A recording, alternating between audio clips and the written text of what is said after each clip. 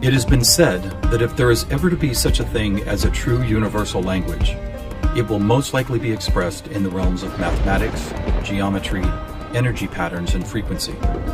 Could it be that this language, or at least the foundation of it, already exists here on Earth? Is it possible that over the course of thousands of years, we have been somehow guided in the process of creating this new form of communication? And if so, what type of information will be conveyed through it that could not be expressed any other way? In the search for answers, we must be prepared to trek through both time and space, to open our eyes and minds wide enough to notice compelling coincidences, and to stand back far enough to see if the building blocks of some kind of mathematical, spatial, frequency-based language emerge. But before we begin our journey, we will pause here in the present day to notice some of the ways that we measure and tabulate the world around us. This is an important step, for how we count and measure things can be as revealing as why we count them. First, we will take a look at the way we measure time. For all practical purposes, the smallest unit is 1 second, and we all know it takes 60 seconds to make a minute, and then 60 of these minutes to make an hour. This hour, of course, is the unit by which we divide our days, and these days become months, years, decades, centuries, and so on. Speaking of 60, let's take a moment to notice that all geometry, whether it is 2 or 3 dimensional, is also derived from base 60 mathematics that provide the foundation for a 360-degree circle, which in turn provides us with all the angles and formulas for creating virtually every shape known to humankind. Now let's look at how many cultures from all over the world have chosen to count and group things. Right away, we see that we have been attracted to the number 12. 12 eggs in a dozen, 12 months in a year, 12 inches in a foot, 12 signs of the zodiac. Strangely, whether it's tallying disciples or mythical gods, the number 12 appears often in the telling of our greatest stories about ourselves. And what about distance? Your local town might be measured in meters or other units, but when we talk about measuring our planet, the standards we all use revert back to base 60 units of miles, minutes, or geometrical degrees. Are you noticing the pattern here? We seem to be encountering a lot of 12s and 60s. Are they related? And if so, how? To answer that piece of the puzzle, we must travel roughly 5,000 years back in time to visit the ancient Sumerian culture of Mesopotamia, for here is where our 1260-based math comes from. This counting system, which was invented by the same people who produced the world's first written language, involved counting the knuckles of the 4 long fingers on one hand and then multiplying them by all 5 digits on the other hand. If you do this, you will get a maximum number of 12 knuckles times 5 fingers, which of course totals 60. How these cosmic jumps in language and mathematics occurred so suddenly is open to debate. But it is interesting to note that the ancient Sumerians themselves wrote about being given this information by sky god visitors they called the Anunnaki. Who and what the Anunnaki were is a hotly contested subject, but one thing that cannot be denied is the fact that over 5,000 years ago, a mathematical system was born that incredibly still serves us today.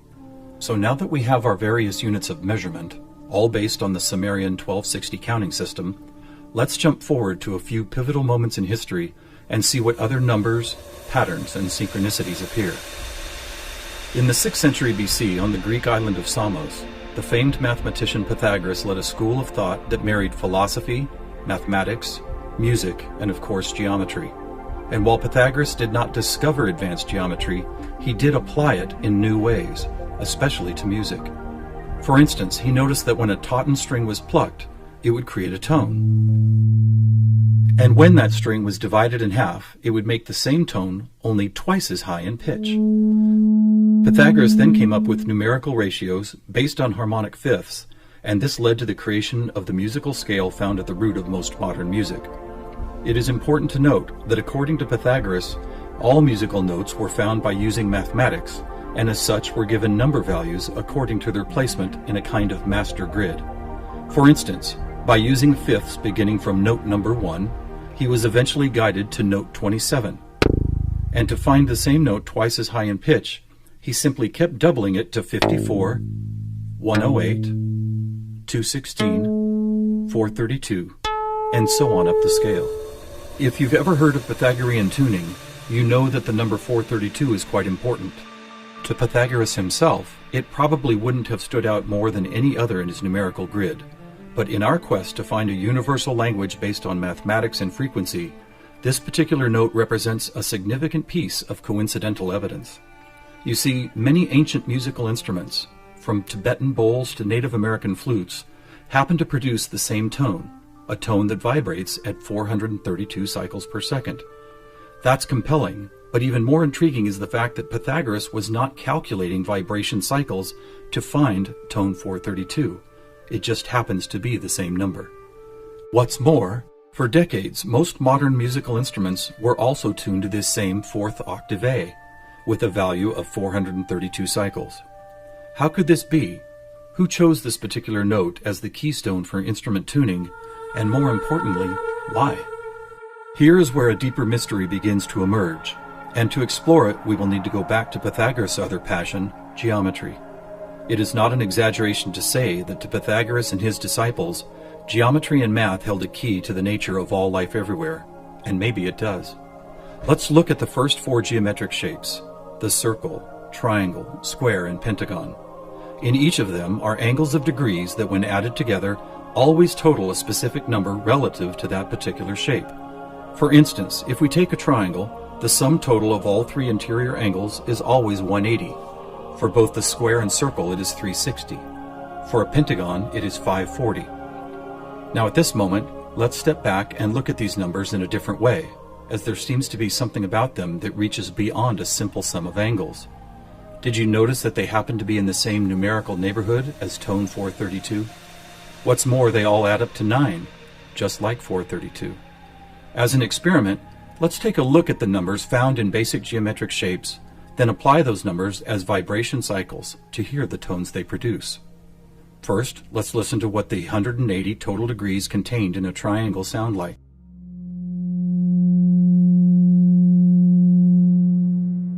And here's a squares and circles 360 in cycles per second. A perfect octave up from the triangle. What about the pentagon at 540? That sounds like a harmonic fifth of the other two. That's interesting. What are these tones? They are F sharp and its perfect harmonic fifth of C sharp. Let's keep going. What does a hexagon 720 sound like? Another F sharp.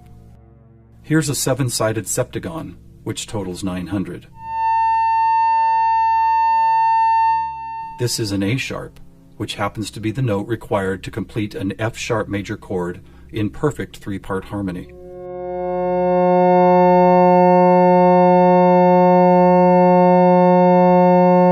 And finally the octagon, where we get 1080, another C sharp. Suddenly, geometry is expressed by tones, and these tones just happen to create the most beautiful form of music, a perfect three-part major chord in the key of F sharp.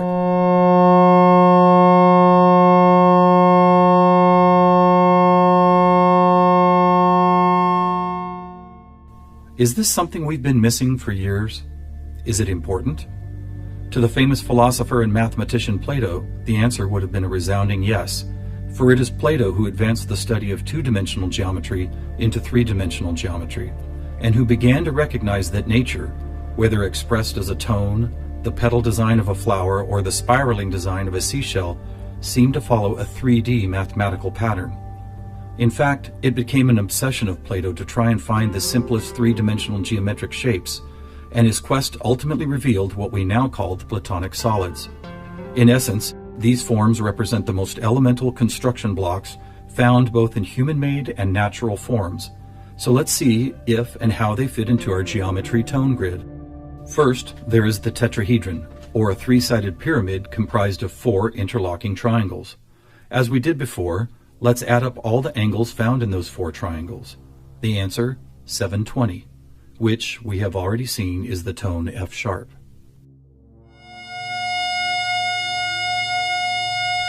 Next we have the cube, whose six 360-degree squares totals 2160. What does it sound like?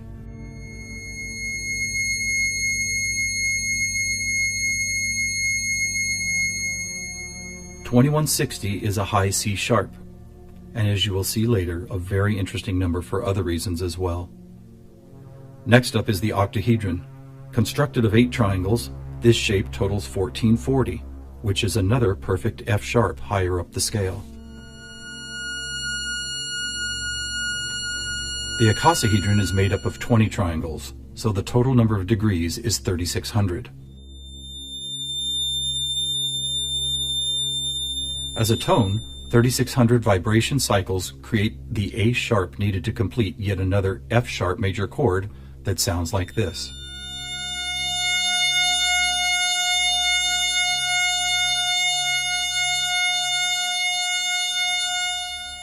At this point, we have seen how 2- and 3-dimensional geometry can be expressed by the notes found in an F sharp major chord. Could this also be true with what is known as sacred geometry? To find out, we will first need to build a design called the germ of life, which, when repeated, goes on to reveal the seed of life, then flower of life pattern found at sacred sites all over the world. First, we start with a circle at 360 degrees, which is the familiar F sharp. We then add our second circle, bringing the total to 720, another F sharp. 3 circles totals 1080, which provides the harmonic fifth of C sharp. 4 circles is 1440, another F sharp. 5 circles totals 1800, or the A sharp needed to once again provide the harmonic third of an F sharp major chord. And finally the 6th circle, which brings the total to 2160, another C sharp. Amazing! It's as if we can now both see and hear the flower of life pattern that has intrigued humankind for thousands of years. So now we have 2-dimensional geometry, 3-dimensional geometry, and even sacred geometry being represented by different variations of an F sharp major chord. How is this not common knowledge? How have we missed this connection? There are actually 3 explanations. 1, for reasons ranging from the mundane to the conspiratorial, musical instruments are no longer tuned to an A vibrating at 432 cycles per second, but rather 440. 2, modern tuning calls for equal temperament, which no longer adheres to Pythagoras' whole number simplicity. And 3, the tuning method required to reveal geometric shapes is based on a mathematical grid rather than mathematical ratios. This grid, if it had a name, would probably be called something like factor 9, because the number 9 is found not only in the sum of every note on the grid, but also as the number required to move up or down the scale. For instance, if we started at note A at 216 cycles, all we would have to do is add or subtract the number 9 to reveal all the other tones in that octave. And it is here, on this incredible factor 9 grid, that we find not just some of our geometric numbers, but all of them. Conversely, modern A440 tuning reveals not one correlation to geometric numbers. Now let's go back for a moment and take a look at one of these numbers, 2160. The number expressed by both the cube and the germ of life pattern. You may have already noticed that without the 0, it is exactly half of our magic 432. That's worth noting, but what is even more intriguing is the way this number keeps showing up in other large-scale measurements. To discover one of these measurements, we will need to jump forward from Plato's time to when the Mayan civilization was flourishing. Roughly 1500 years ago, Mayan stargazers were the most accomplished astronomers the world had ever known. Their concept of cyclical time led to many incredible discoveries. The accurate length of a year, the exact dates of seasonal changes, even the moments when solar and lunar eclipses would occur. But their most amazing discovery was of something known as the precession of the equinox, which makes note of a very slow wobble of Earth's axis. Somehow aware of the fact that this wobble takes 25,920 years to complete, the Mayans called this cycle one great year, with each of its 12 great months requiring 2160 Earth years to complete. And what about this? Did you know that the diameter of our moon, when measured in miles, also happens to total, you guessed it, 2160? Lastly, watch what happens when we apply simple division to this highly synchronous number. 2160 divided by 2 is 1080, the angle sum of the octagon. By 3, 720, the total of the hexagon. By 4, 540, the pentagon. By 5, Are you ready? It's the ketone of 432. And by 6, 360, the number of both the square and circle. All F sharps and C sharps with our 432A thrown into the mix as if it were some kind of clue to solving a cosmic riddle. Maybe we should look at this number even more closely. As we've stated, our closest celestial neighbor, the Moon, is 2160 miles across, and 216 is exactly half of 432. What about the other large object in our sky? Were you aware that our Sun is 864,000 miles across? Incredibly, where the Moon's base number sequence is half of 432, the Sun's number sequence is exactly twice 432. And do you know how many seconds there are in a day? 86,400, or 43,200 for the 12 hours of day and 43,200 for the 12 hours of night. Or try this. Take the 360 degrees found in the circular shape of our Sun and Moon, and then multiply it by the 12 hours of either day or night. The answer, 4320. Or how about this? What is the only whole number that when squared comes to within 0.01% accuracy to measuring the speed of light? 432. What is going on here? We have all these different things: Earth cycles, time and celestial measurements, geometry, sonic frequency, yet they are all represented by the same numbers over and over again. To answer that, we must search for the factor common to all of them, and that common factor is the 5,000-year-old Sumerian 1260 counting system. It is what gave us the inches to a foot, the seconds to a minute, and the 360 degrees in geometry. It's almost as if the sky god visitors, who the Sumerians called the Anunnaki, provided humanity with a counting system that would lead to the discovery of these synchronicities. Could it be that the number 432 really is some kind of cosmic key that unlocks a language of higher understanding? And if so, have these sky visitors ever been back to make sure we don't miss the importance of the 432 matrix? One possible answer can be found in the story of a man named George Van Tassel, a respected aeronautical engineer who believed he was contacted by extraterrestrial beings in the early 1950s. During this encounter, Van Tassel said he was provided with a mathematical formula that could be used for everything from time travel to sound frequency healing, and which he used to build the world-famous Integratron near Joshua Tree, California. What is this formula? It is F equals 1 over T, or frequency equals one particular something divided by the number of time. Well, what if that one something was the biggest one on our planet, the one great year of 25,920 discovered by the Mayans? And what if the number for time was the most logical choice of 60? Suddenly, this mysterious equation is expressed as frequency equals 25,920 divided by 60. Are you ready for the answer? It's 432. Not only the frequency that instruments all of the world have been tuned to for thousands of years, but also the number that reveals the synchronistic nature of life on this planet. Noticing all these coincidences revealed by the 432 matrix and the Sumerian counting system, we must wonder if other ancient cultures were aware of them as well. Just scratching the surface, it would seem that they were. For example, let's take the Sumerian 12 and square it for a total of 144. Right off, we see that it is indeed a number and tone contained within our factor 9 grid. Expanding outward, we find 1440, then 144,000, which is a number that appears all over the world in the most compelling of ways. Take, for instance, the Great Pyramid of Giza. It happens to have been covered with 144,000 smooth white casing stones. To ancient Mayans, 144,000 days was the length of their 394-year Baktun, a time cycle which has just begun again. In the Bible, we read that there will be 144,000 chosen ones redeemed from the earth prior to the apocalypse.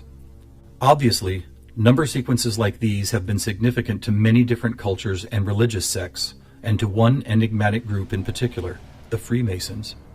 Were the earliest Masons, the supposed keepers of sacred information, also aware of the Factor 9 grid, the 432 key, and the number 144,000? Their infatuation with the numbers 3 and 13 might be telling.